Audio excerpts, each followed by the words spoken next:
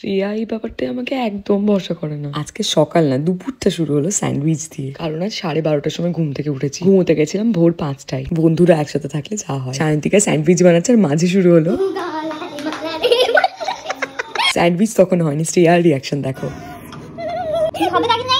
এই যে এতক্ষণে হলো, একসাথে বসার জায়গাটাও হচ্ছে না। সায়ন্তিকা শ্রেয়াকে তো নেল আর্ট করে দিল, আর আমি করতে গেলে দেখো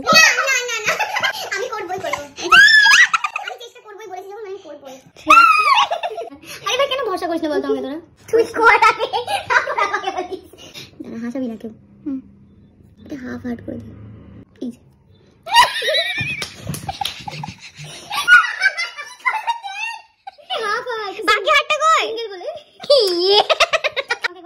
বিশ্বাস কর তোরা, এটা তুলতেই হচ্ছে না। মেয়েরাও কিন্তু নেল আর্ট করতো, ঠিক আছে। বেঁকে গেছে একদিকে, কবজাগুলো থাকে না, আমি এক্ষুনি তুলে নতুন করে করব। না সারা জীবন আমি তোর সাথে কথা বলা বন্ধ করে দেব। কি এই ব্ল্যাকমেল করছিস? দেখ কত সুন্দর,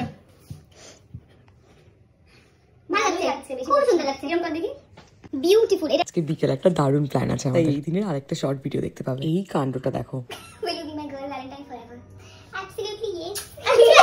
ভাবো একটা ক্লিপ নিয়ে প্রপোজ করছে, 2 ঘন্টা লেট, 2 ঘন্টা লেট। শ্রেয়া কথা বললেই আমি ওকে নকল করি। আচ্ছা তোমরাই কমেন্ট করে জানাও, আমি কি নেল আর্টটা অতটাও খারাপ করেছিলাম?